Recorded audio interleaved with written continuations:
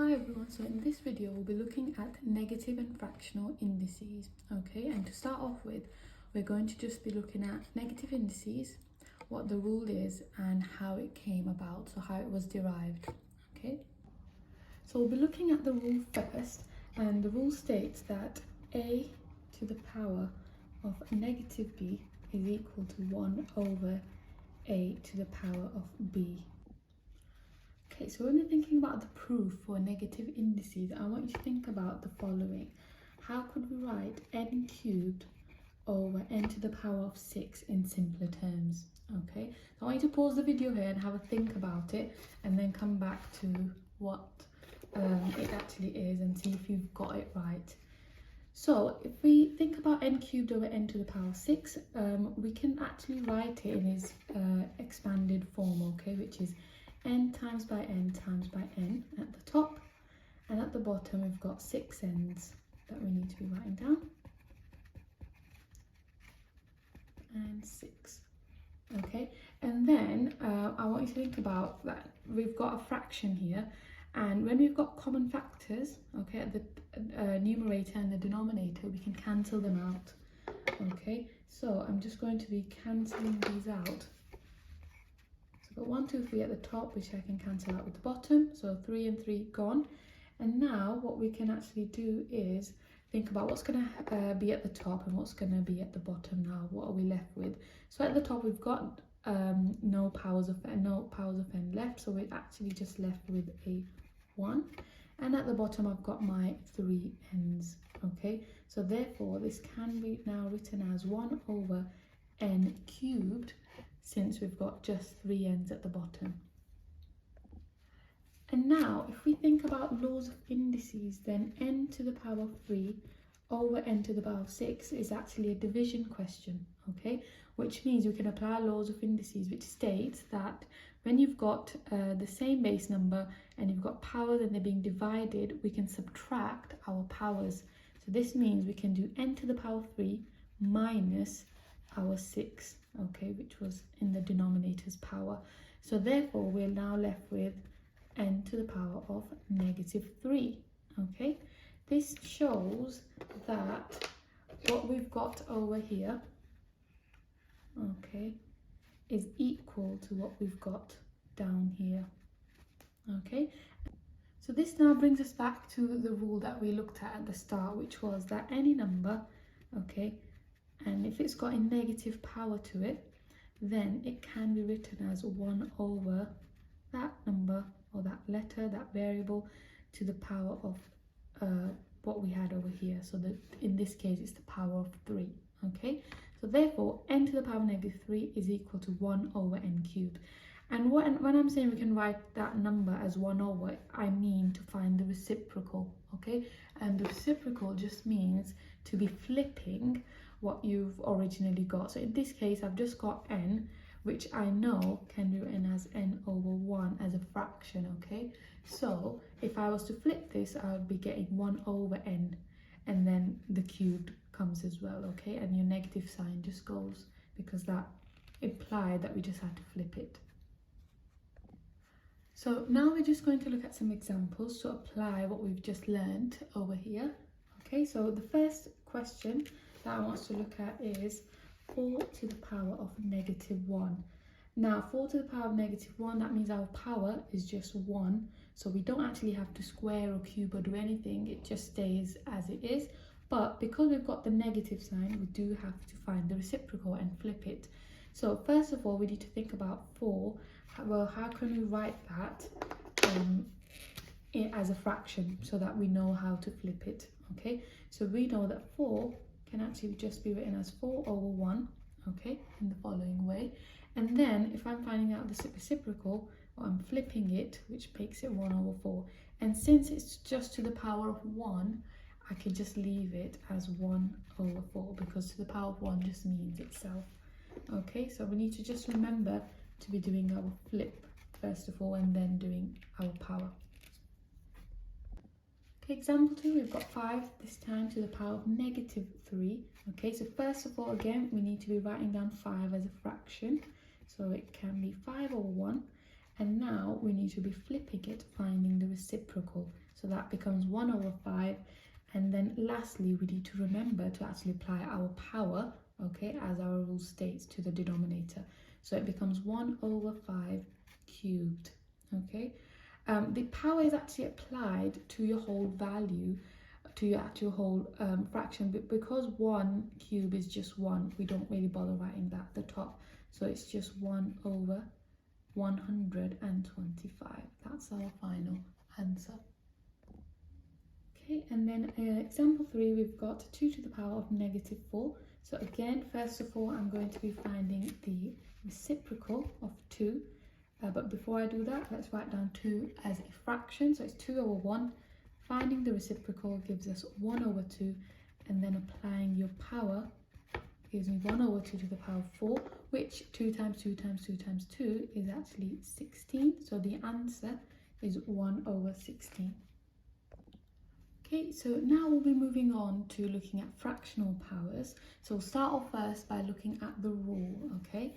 And the rule states that a to the power of 1 over b, so if we've got a fraction as our power, then it's equal to finding the bth root, okay, of a. By bth, I just mean it could be any number, any. So for the proof, I want you to be thinking about this. So the square root of 4. So what is the square root of 4? Well, we know that that is just 2, because 2 times by 2 gives us 4. Okay, so 2 squared is 4, hence the square root is 2. What if I told you that I'm multiplying the square root of 4 by another square root of 4? What would be here at the bottom? Well, it's again going to be another 2, because it's the same number, same square root, so that'll be another 2. And then if we were to be working out the answer to our first question, square root of 4 times by square root of 4, what should that be giving us? Well, we know at the bottom here is equal or equivalent to 2 times by 2, and we know that 2 times by 2 can be written as just 4. So therefore, the top here has also got to equal 4 for this relationship to be true, okay? So therefore, if we now think about it in general terms, okay, then we can say that the square root of a times by the square root of a has got to just equal a, because of what we've just explained over here at the top. So now if we think of laws of indices, what power should square root of a be for the above to be true?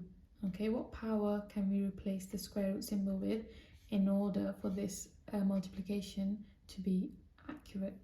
Well, we know with laws of indices, and when we've got multiplication, we are supposed to add our powers. And for my power over here to equal 1, okay, my powers here have got to be a half. So I've got to have a half plus a half for this to be equaling to a to the power of 1, or just a, okay? So hence, this tells us that, therefore, the square root of a is actually just equal to a to the power of a half, okay? So square root of a is actually just equal to a to the power of a half. So for example, the square root of 4 can actually just be written as 4 to the power of a half. Okay, so that's the proof, and that's the reasoning behind how we got the rule in the first place, okay, of fractional powers. Okay, so now we're just going to look at some examples. And example 1, I want us to be thinking about 16 to the power of a half, okay? And I've got my rule written down here. So again, because my fractional power has got a 2 at the bottom, that means I'm working out the square root, okay? So that means I can rewrite this as 16 and then putting a 2 here within the root symbol. And the square root of 16, if we think about it, is just going to be 4, okay? Because 4 squared is 16. And now if we move over to example 2, let's think about 27 to the power of a third. Again, we've got a fractional power, so this time our root is, we're looking at a cube root. Okay, so 3 outside, 27 inside the root symbol. So the cube root of 27, if we think about it, is just 3, because 3 times by 3 times by 3 gives us our 27. Okay, and now example 3, we're going to look at 81 to the power of a quarter.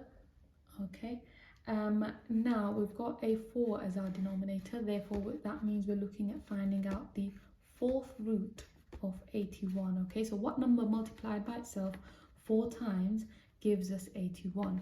Well, that means we've got to have a small number. Okay, so because this is a bit of a difficult question, we can think about in this way that we can do trial and error. So try doing 2 times by 2 to the power of 4.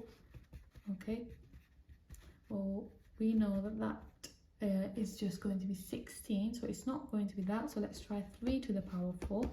So 3 times by 3 times by 3 times by 3 actually does give us, so we know from the above question that 3 cubed is 27, so 27 times by another 3 actually does give us 81.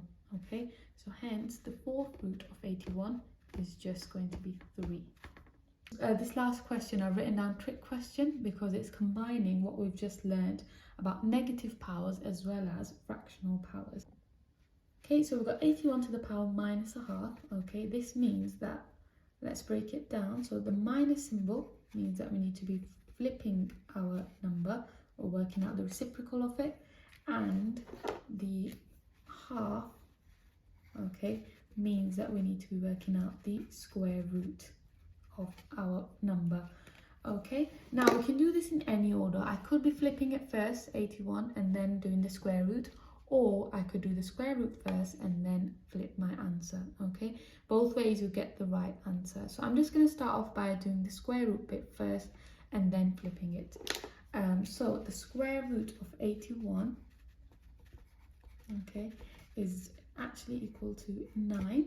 Okay, so I've done that bit, and then now I need to remember that I've got to be flipping my 9. Okay, so that means it should be just 1 over 9 as follows. So my answer is just 1 over 9.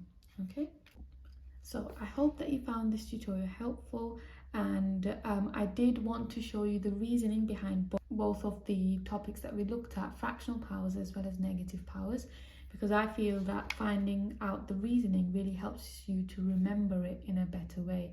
Okay, so if you found this tutorial helpful, please remember to give it a thumbs up, and also share it with your friends and family, and also subscribe for more videos.